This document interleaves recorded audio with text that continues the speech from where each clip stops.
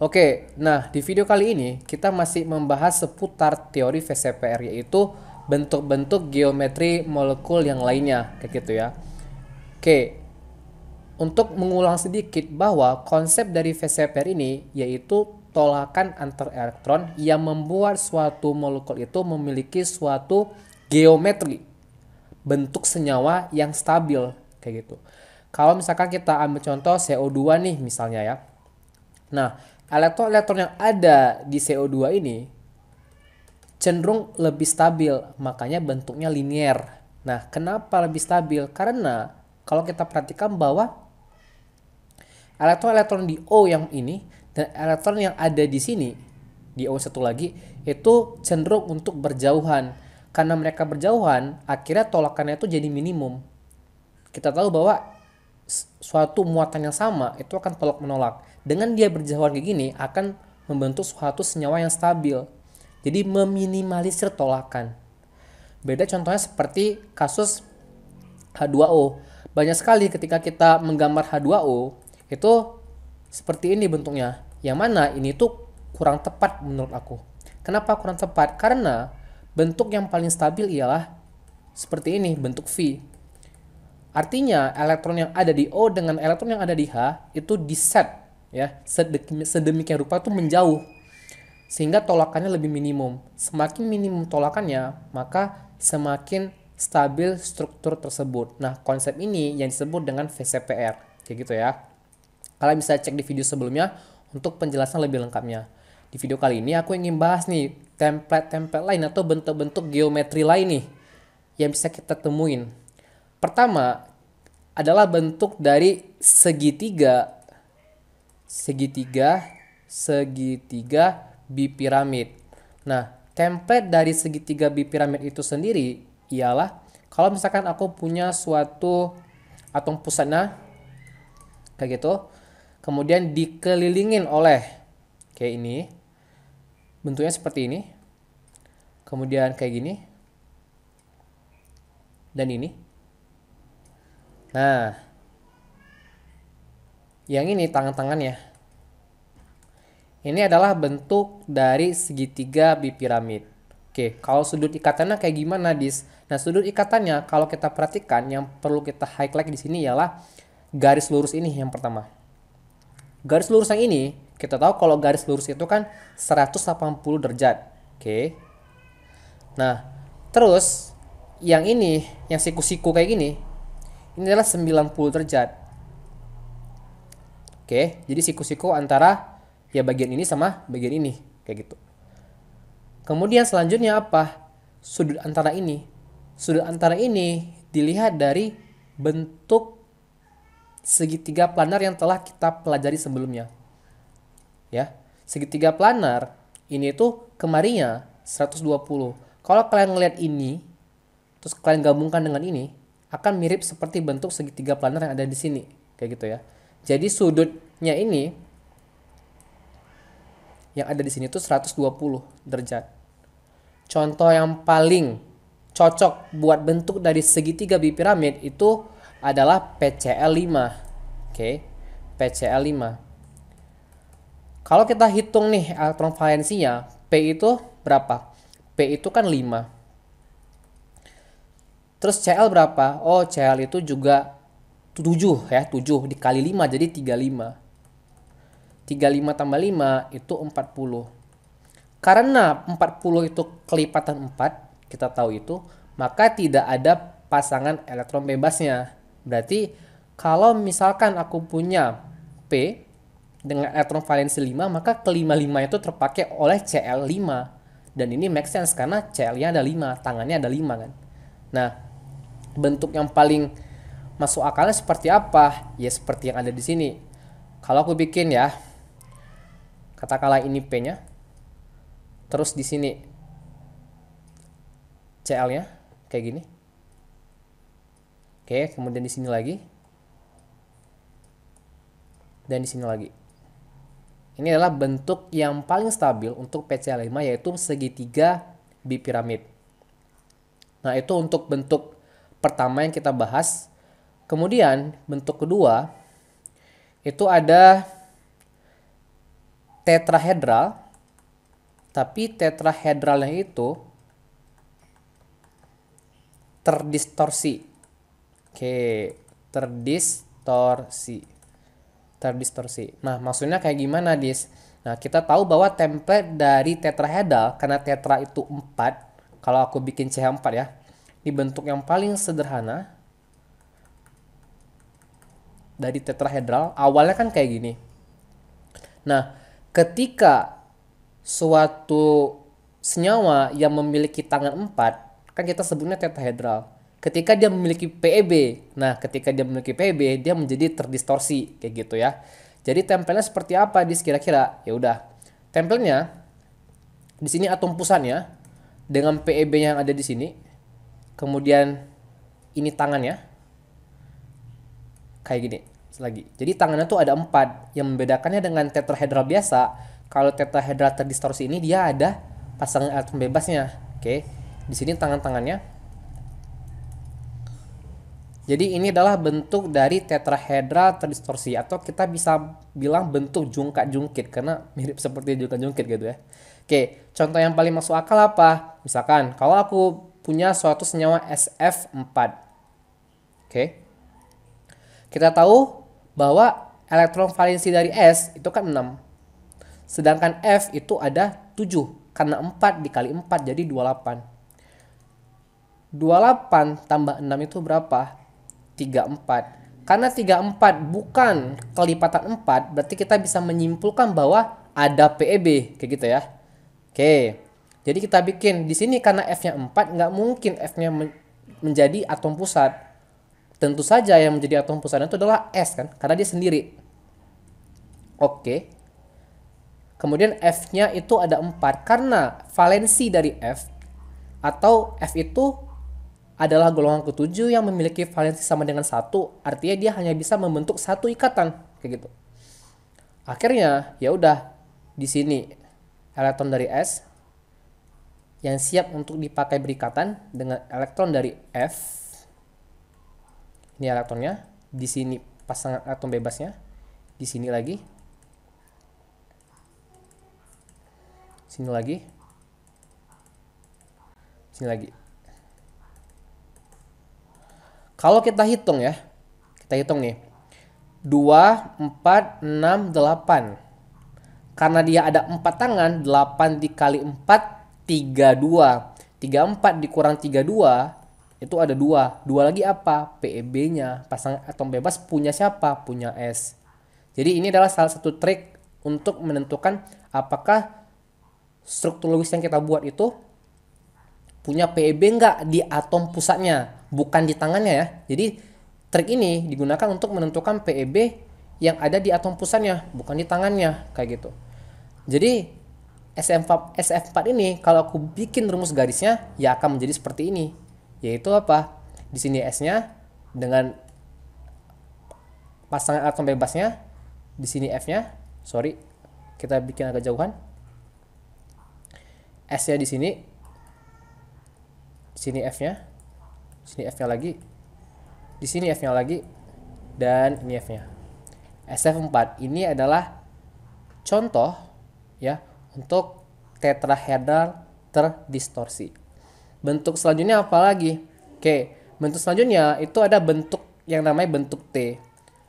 Bentuk T, T-shape. Karena T ya udah pasti bentuknya akan seperti T. T gimana sih? Ya udah, template dari bentuk T adalah ini aku punya atom pusat.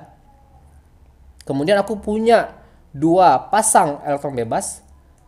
Dan ini di sini karena bentuk T seperti ini. Kelihatan kan seperti bentuk T? Oke, kemudian atom-atom yang perikatannya di sini. Nah, ini adalah bentuk dari T. Contohnya apa, Dis? Nah, contohnya itu adalah IF3. Ya udah, pertama, I itu berapa elektron valensinya? 7. Sedangkan F juga 7, tapi 7 dikali 3 berapa? 21. 21 tambah 7 itu 28 kan? Nah, kemudian karena 28 ini bukan kelipatan 8 kayak gitu, maka kita bisa mengambil kesimpulan bahwa ini memiliki PEB. Ya. Berarti I yang akan menjadi atom pusatnya, kita tahu itu. Nggak mungkin F karena F-nya ada 3. Berarti setiap I harus kita pasang elektron 1 karena valensi dari F itu 1. Dia hanya mampu membentuk satu ikatan. Kayak gitu. Di sini F-nya, di sini elektronnya.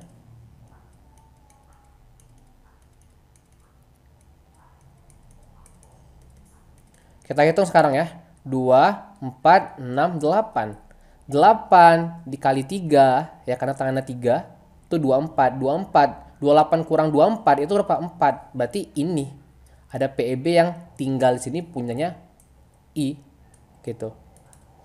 Kalau kita bikin rumus garisnya menjadi apa? Ya menjadi bentuk T. Jadi I, di sini F, di sini F, di sini F lagi, dan di sini pasangan atom bebasnya. Kira-kira seperti itu. Ya, itu untuk bentuk T.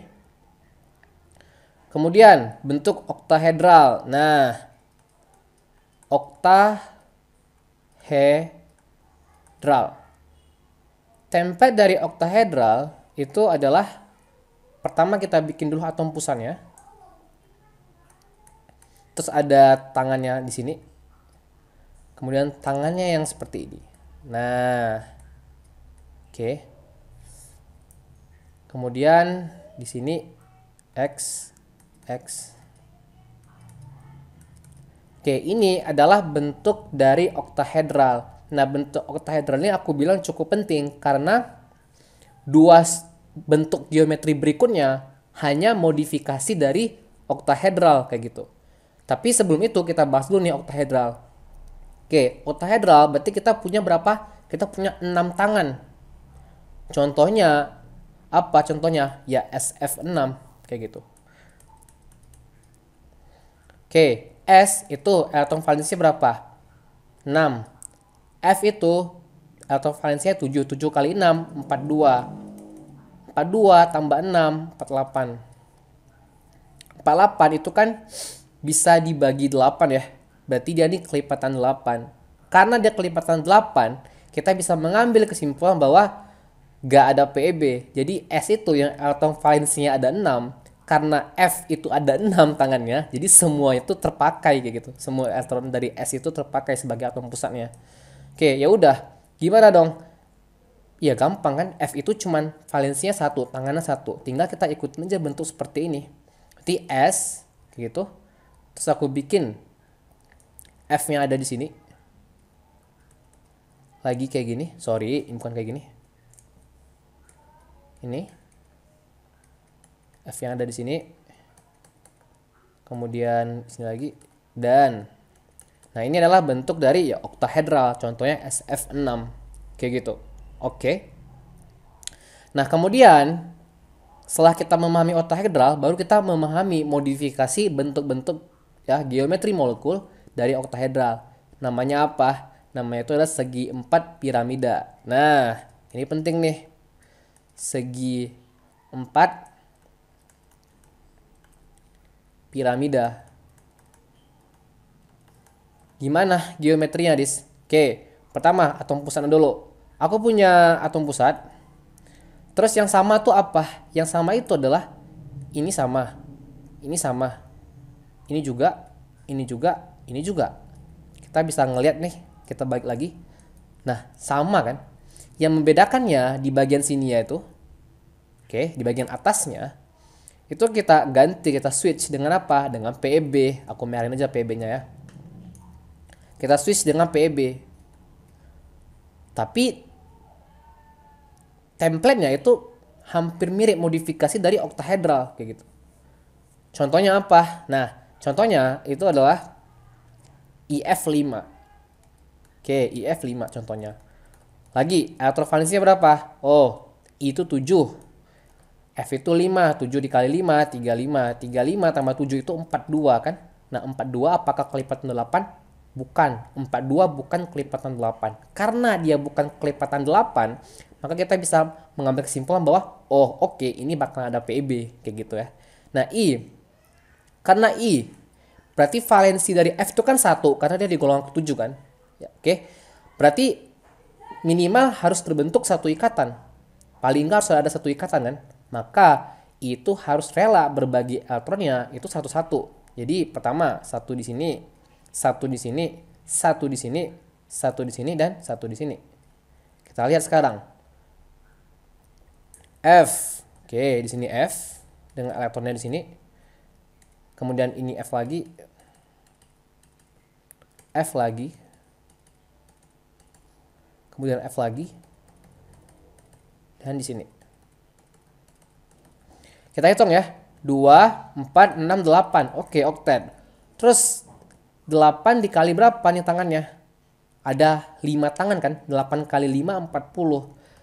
Berarti sisa 2 kan? 2 itu apa? Yang ini. PEB-nya di sini. Gitu. Kalau kita bikin rumus ininya, rumus garisnya ya akan seperti ini. I dengan PEB-nya di sini dengan kelima tangannya seperti ini. Ini F, ini F, ini F lagi, dan F lagi. Ini elektron-elektronnya.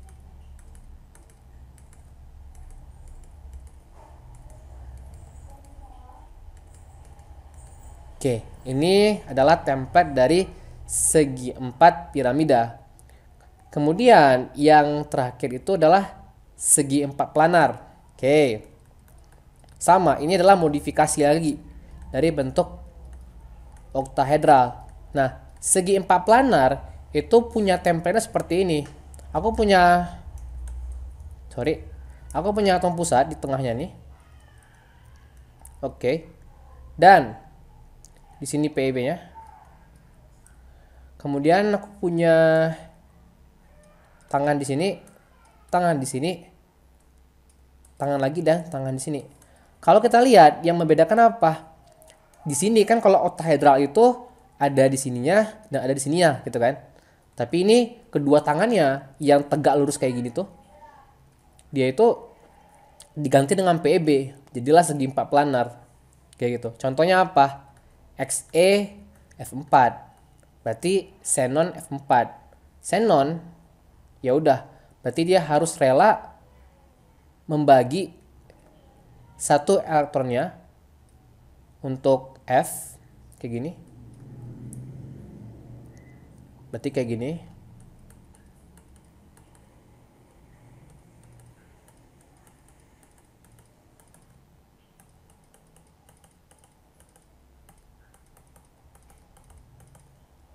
Dan 2 PB lagi ada di sini. Bentuknya kayak gimana, Dis? Oke, bentuknya akan menjadi di sini F-nya. Sini F-nya. F lagi dan F lagi. Dan kita punya PEB di sini. Oke, itu dia bentuk-bentuk dari geometri dari molekul yang lainnya selain dari video sebelumnya. Mungkin untuk terakhir aku ingin sedikit memberikan pengertian bahwa kalau misalkan kita bicara tentang VCPR nih, bentuk molekul, ya geometrical molekul ini, kita selalu akan mendengar istilah PEI dan PEB gitu.